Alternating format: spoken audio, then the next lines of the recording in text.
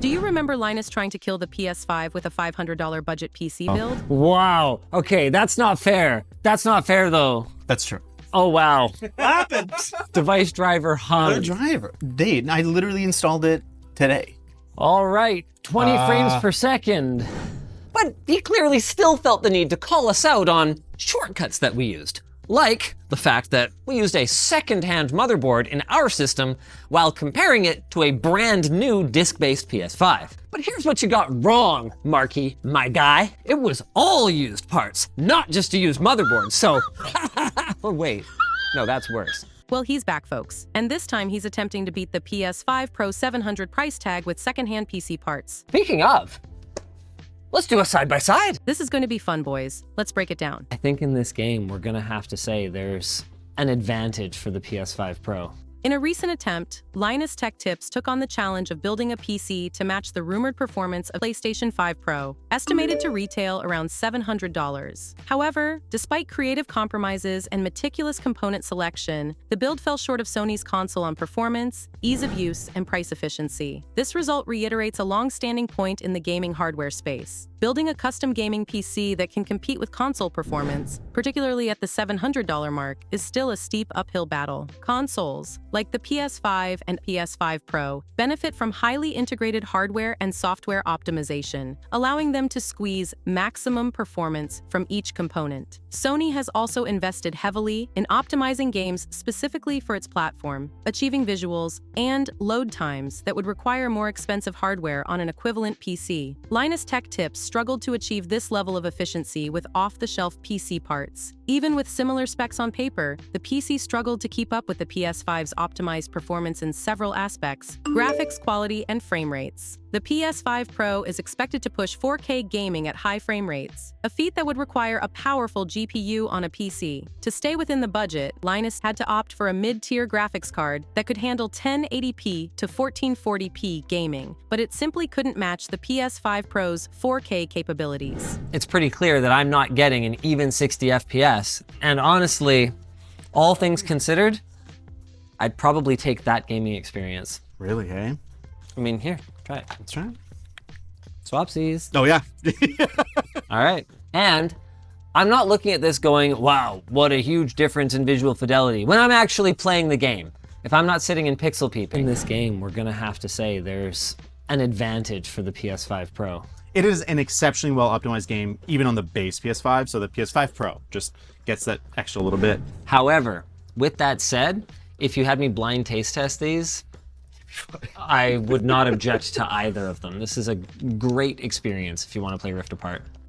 Okay, now, you probably... Storage and speed. The PS5 Pro is using a highly optimized SSD that reduces load times significantly in games designed for the PlayStation environment. In contrast, even a well-regarded SSD in a PC can't match the speed boost achieved through the PS5's software and hardware synergy. Cooling and power efficiency. Consoles like the PS5 Pro have specialized cooling solutions that keep the hardware cool without the need for bulky third-party fans. In the DIY PC build, Linus had to compromise on cooling to stay under budget, leading to higher temperatures and, potentially, impacting performance during extended play. Linus's experiment highlights the intrinsic cost advantage consoles hold over PCs. At $700, the PS5 Pro offers a complete optimized gaming package, hardware, OS, and controller included. In contrast, Linus's build faced limitations not only in raw power but also in the additional costs associated with peripherals, operating systems, and incremental upgrades. Here's where the PC build hit a wall. Operating system. A Windows license alone can add a significant cost to the PC build, further stretching the budget and taking resources away from other components like the GPU or CPU. Peripheral and controller integration. Console players get the PlayStation controller and system compatibility right out of the box. Building a similar experience on a PC requires extra costs for controllers and may still lack the seamless integration of the PS5 Pro.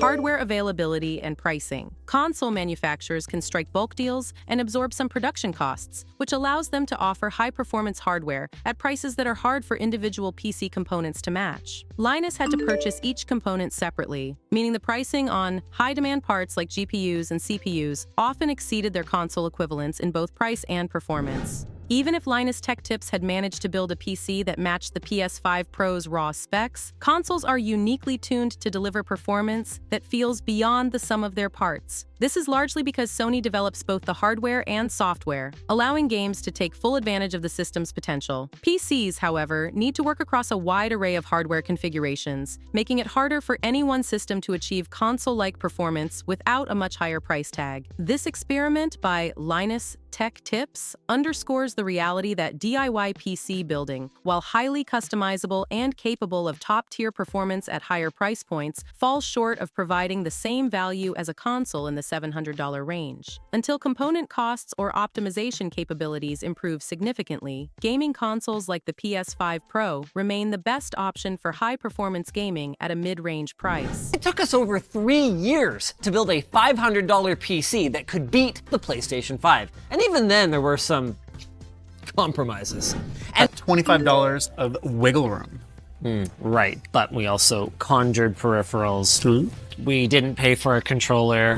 And realistically, we don't have a warranty on pretty much any of our parts. We also had to put in the time to source all this stuff and put it together, including the risk of running into broken hardware or incompatibilities.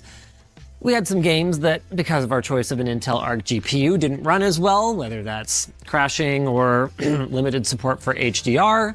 So, full credit to Sony. One critical factor in the failure of Linus Tech Tips' attempt to match the PS5 Pro with a 700 PC build was the reliance on second-hand parts. While used components can save on costs, they introduce serious limitations, including a lack of warranty, the risk of faulty parts, and the hassle of sourcing these items. Console gamers opting for a PS5 Pro don't have to worry about these issues. If the system arrives defective or encounters problems within the warranty period, Sony will typically repair or replace it at no cost. This warranty security, combined with lower risk of component failure, makes the PS5 Pro a more reliable choice for budget-conscious gamers. Let's close this out by answering some questions. Is the PS5 Pro as bad a value as people are making it out to be?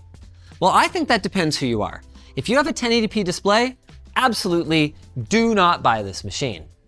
If you have a 4K display though, and a base PS5, you could get anywhere from $250 to even more for your current machine, meaning the upgrade's gonna cost you $350 to $450. That is a pretty tough sell.